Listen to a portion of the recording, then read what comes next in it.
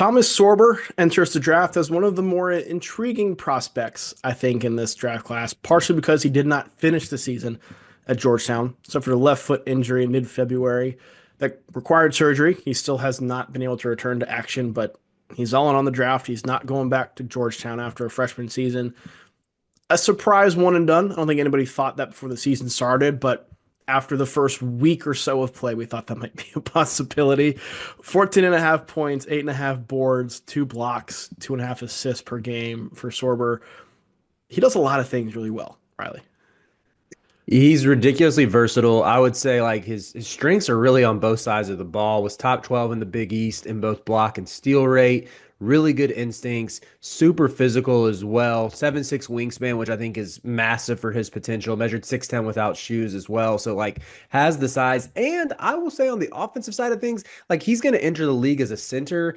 We're seeing all these like teams reverting back to the to a more traditional lineup where you play two bigs that just happen to be versatile. Like we saw it really emerge, I guess, the past 3 years with the Nuggets succeeding with the Gordon and Jokic front court, to where I think in time you can play him with like more of a true five, so to speak. That's like a rim runner, shot blocking type. Because of like his ability to attack out of the mid post and from the high post, like I would say he kind of has an old man style game where he's going to beat you with like head fakes, pump fakes, and everything. But at the same time, like I think his athleticism, it allows him to function as a role man as well. Like if you play him at the five, he can come off of screens, dunks really aggressively. And there, I just think there's like a more, probably a little more untapped upside there on the offensive side as well. Yeah, the shooting touch is something that he showed flashes of. Like he strikes me as somebody who could develop a really good mid-range game. And Hmm. he showed flashes of that, but yeah, around the basket on both ends was his territory, and he controlled those very well for the Hoyas when he was healthy. Um, but there are some drawbacks to his game. He's not projected to be a lottery pick, first round lock, pretty sure, but I think the lottery would be a surprise at this point. So, what are some things that are holding him back? So you mentioned it with the jump shot. He only made six threes on the season, and I think in order for him to like really realize his potential, he's got to be better than a 16% three-point shooter. I think the form looks okay. Probably needs to be cleaned up, be a little more fluid, some wasted movement in there. Beyond that, he turned the ball over a ton against good competition, and like I love Sorber. I have him in the lottery on my big board. I would solidly take him in the lottery without even thinking twice about it. I just think the defensive potential plus the offensive upside is so clear, like swing on that guy. Mhm. But I also think it's fair to question some of the production just looking at how bad Georgetown's non-con slate was. Like they played nobody. Yeah, And when you look at like he played with a dude in Micah Peavy who averaged like 19 and 9. And I don't even take those stats seriously because it's like, dude, Georgetown was awful. They played bad teams and they were bad in the Big East. yeah. They were a team. This may tease something that I'll bring up later. They were a team that looked like they could have been better than they were, and things fell apart a bit for them once they got into Big East play. A couple close losses, but I don't think Sorber was the cause of any of that. Right, Mhm.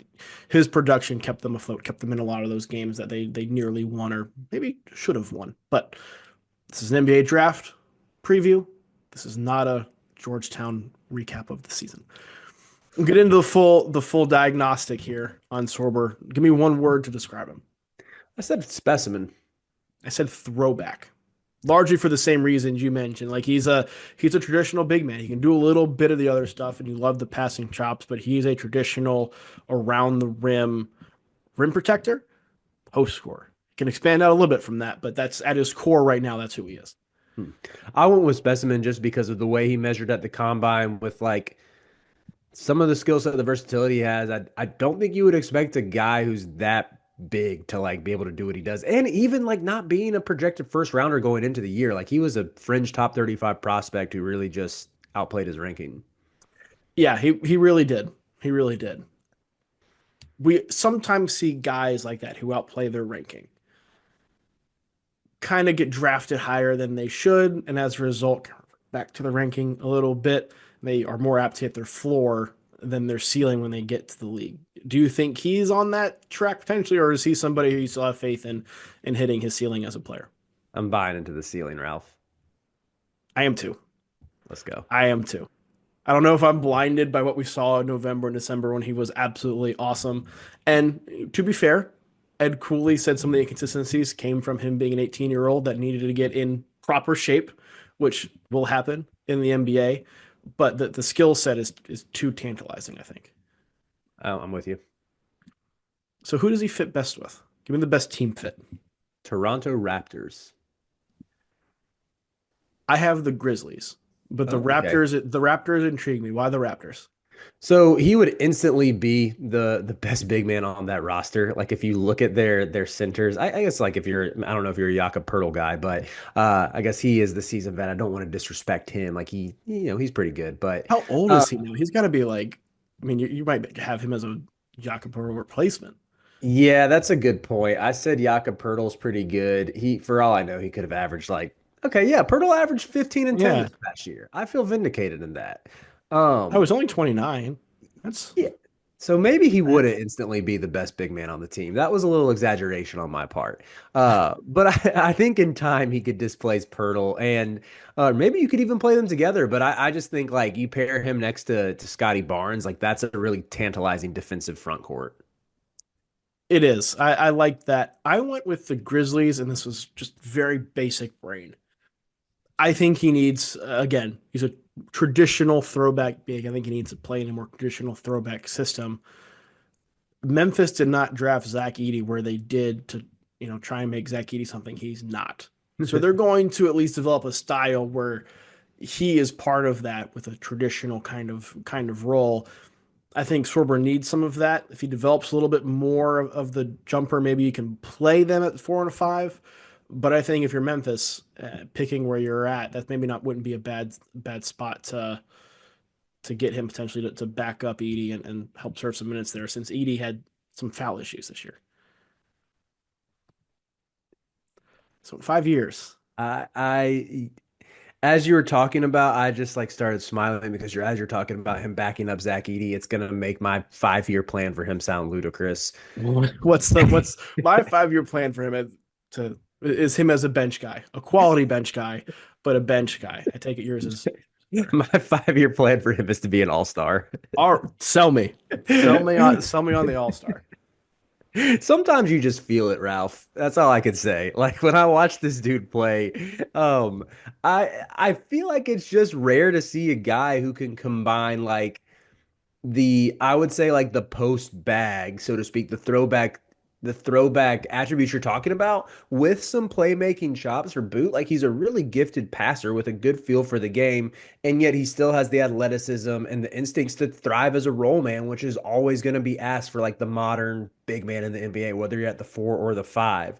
And I don't know. I think with him, like he was someone who I was really high on in high school when I watched his like AAU tape. I didn't understand why he wasn't like at least closer to a 5 star. So this is something going back to even like me being a fan of his game before he even got to Georgetown. And Mhm. I get the knocks on the competition. I get there might be some injury concerns, like big men with foot issues, always going to be a little bit scary, but. I could see him putting it together. That's why I'm sticking to the fact like if I was a team in the lottery, like I had the Raptors pick ninth, that does feel a little bit high, but I Yeah, wouldn't hate it. So yeah, I'm rocking with All Star for Thomas Sorber. I don't hate it. I do think the range for Sorber is pretty high. I do think he's a first round pick, which would involve my Grizzlies pick trading up to get him, which I would not rule out. But I like you could sell me on him at 9. You could sell me on him at 30, and I would not be shocked by either of those outcomes. What's his superlative? We're giving each one of these guys superlatives, saying they're most likely to what from this rookie class. So what did you have? Most likely to become a good NBA player, tease a return to DC in free agency, and then ultimately decide to never follow through on it because he doesn't want to play for the Wizards. I had that he's most likely to be the guy we look back on and wish/wonder what he could have been with another year of college. Hmm. That's a fair one. I like that. The guy that comes to mind, and they play nothing alike, different positions.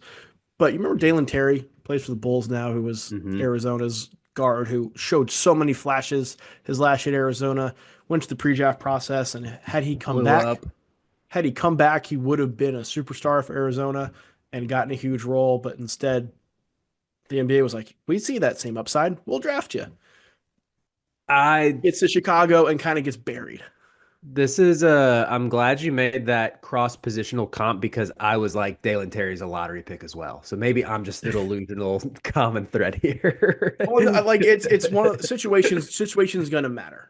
But I think that's my fear with Sorber, and partially because I think Georgetown could have been really good had he come back for Mhm. next season. So there is some part of just the college bias side of this for me. But I think he could have used another year, like in Georgetown's offseason conditioning program, a full year of that, another year of truly being the guy. Since you didn't finish this year, and there were some inconsistencies in Big East play. I think you go through all that, and I think you are a star. Where the lottery is a lot more likely, maybe next season. But again, NBA sees that same upside, and it's like, well, we Right. can take you now as a value pick in the late teens, potentially, but early 20s. So I get all that. My fear is the same thing happens where he goes to the wrong spot or gets buried and doesn't get the opportunity to show what he can do, spend some time in the G League, and then we look back in 5 years and he's just where he was. I mean, that's a fair take. Yeah, I don't hate that.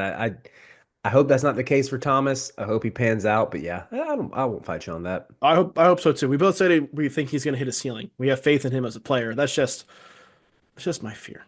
That's just my fear. If everything does work out for him, though, what's the best case comp? Paul Millsap, another guy who could play both front court positions. He had that same like pump fake out of the mid post, pump fake like in the short corner and attack. Like developed a 3-point shot in time. Maybe Sorber does that as well. And again, maybe like also was a made a couple All Star teams in there. Remember who Paul Millsap's front court mate was for a long time? Al Horford. Al Horford. That's who I That's had. your okay. I I had like that. Al, I like that and one too. there's a lot of similarities in the way Millsap and Horford play. Horford has developed a really good 3-point shot, or at least a reliable 3-point shot. Sorber's going to have to develop that too if he's going to reach that kind of ceiling. But you're looking at somebody who has a high basketball IQ, pass the ball, solid defender.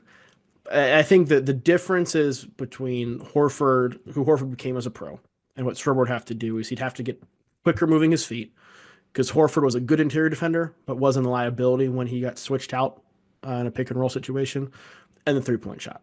But Mhm. those are all things that I think Sorber can do with better conditioning, and then just work on his shot. Again, I don't think the touch is a problem for here. But what about worst case scenario?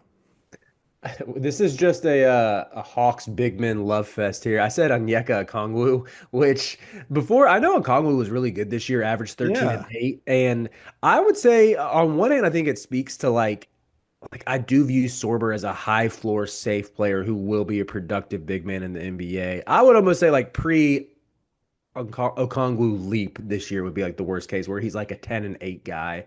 And kind of flirt like I think a Kongu has some of that same like ability to hit those little jump hooks like the old man style game, but he's more of like just a role guy and can knock down threes as well, which like Sorber has to develop at that like as we've hit on. But yeah. yeah, I'm not crazy about my worst case because I get even with the foot injury concerns there, it probably could get worse for that than Sorber, but that was the best I could come up with. What if he doesn't develop the 3-point shot? Weight sometimes continues to be an issue, or conditioning continues to be an issue. So the foot speed never comes, and he's just anchored to the paint on both ends. So little Jaleel Okafor potential. Oh man, that hurts my soul, but I like that a lot, It Ralph. is it is I it is like that a worst lot. case, and it pains me because I think Jaleel Okafor could have been an all-star in the right system had he not come into the league. I think the particular year that he did in the 3-year Mhm. window that he did, where everybody just decided that they needed to shoot as many threes as possible, no matter what. Anyways, this is not a Jaleel Okafor video. But I think Sorber could fall victim to that if he doesn't improve and he gets in the wrong system. Like I could see that kind of flame out, though it would not be as the number 3 overall pick in the draft. Yeah, I like that. I like yours a lot better than mine. It's a good shout, Ralph. Thank you very much. I appreciate that. I thought you would have gone all for the Duke guy flaming out. Yeah, maybe that shouldn't be that surprising that I like that you brought that one up.